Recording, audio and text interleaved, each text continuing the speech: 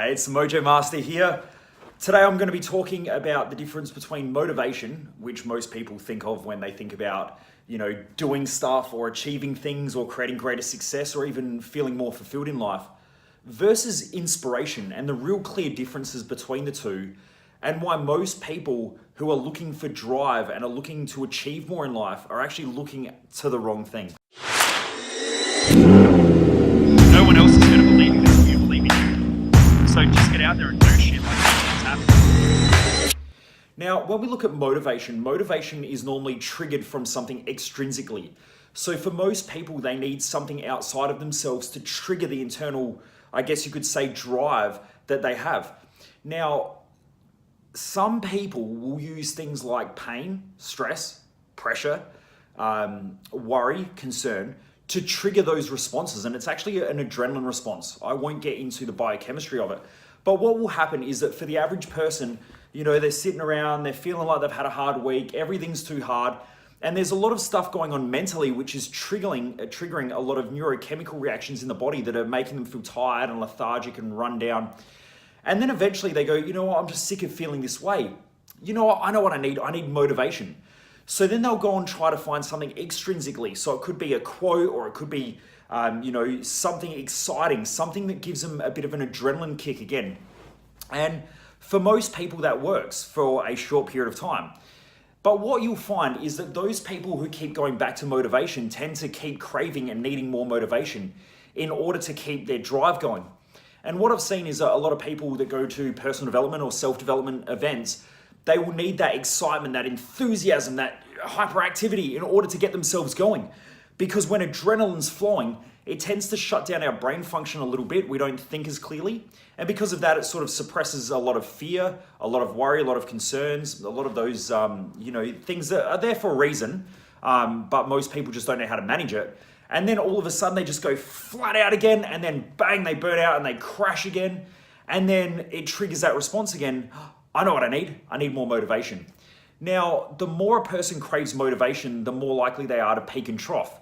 Now, it's a great starting point, because if you're lazy and you're lethargic and you don't really know what to do and you can't be bothered and everything's too hard, and that's been a pattern of yours for a long, long time, it's important to get to a point where you can actually start to realize that you can drive yourself.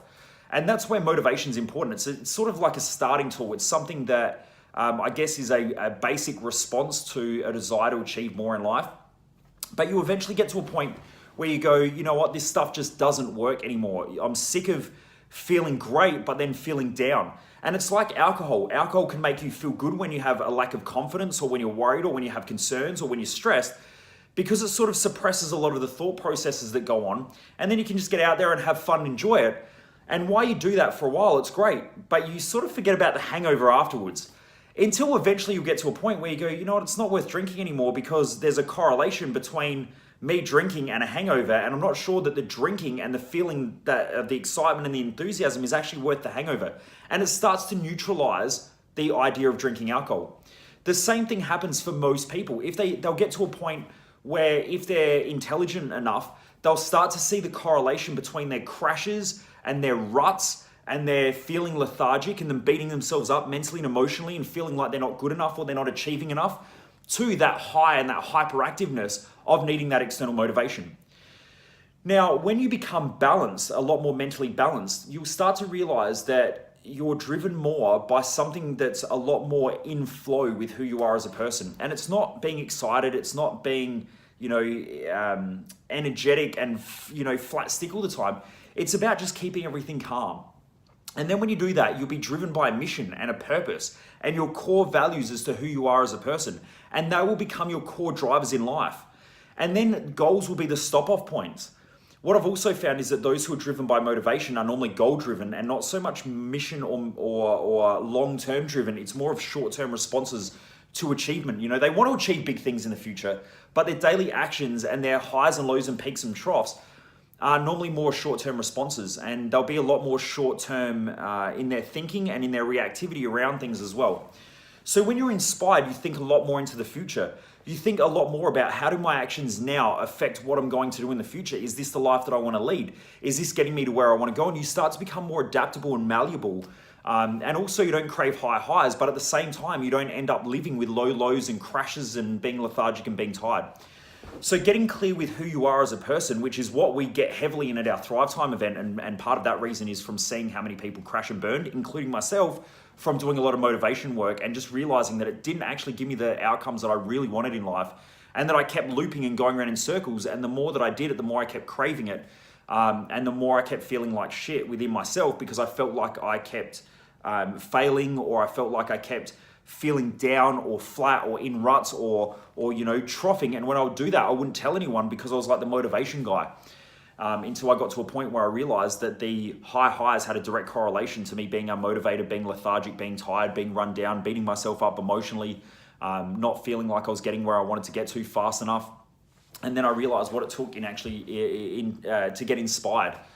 So, I hope that helps, and I hope that brings up a lot of stuff, because I get asked almost every day, how is your stuff different than everything else that's on the market, especially in the mindset and the motivation industry? That's why.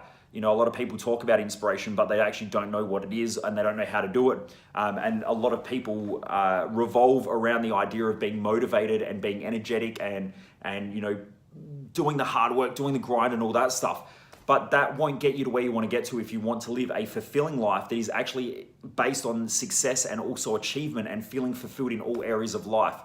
A lot of people who are motivated, they get super motivated to master one or two areas of life, and then they watch other areas of life crumble, and then they try and jump across and then fix that, and then other areas crumble. And it's just because when you're erratic, you put too much energy into one area until that area builds itself up, but it starts to implode, and then other areas start crashing down around it as well, and it just becomes too hard to manage. A balanced life is a lot better than living a motivated, flat stick, energetic, grinding life that, that doesn't really help people to get what they truly desire, which is actually success with the fulfillment as well at the same time. Not the hyperactive, energetic, pumped up. That stuff feels good, but so does drugs and alcohol as well. But it all has a downside as well. What goes up has to come back down, and the motivation industry is definitely making people feel down by giving them motivation. So just be aware of that. I hope that helps. And I hope that this is an insight and a different way of thinking as well. And it's part of the reason why I created Thrive Time, because I saw that most people weren't achieving what they want, and they spent all this money trying to get motivated, trying to get pumped up, and trying to achieve their goals and their dreams and their fulfillment, but not feeling like they were actually getting there because they kept hitting ruts or beating themselves down and so on. So anyway, I hope that helps. And I hope it creates some clarity about what's around in the industry as well. Anyway, I'm off for now. I'm Michael Johnson, the Mojo Master, and thanks for joining me in another Mojo video.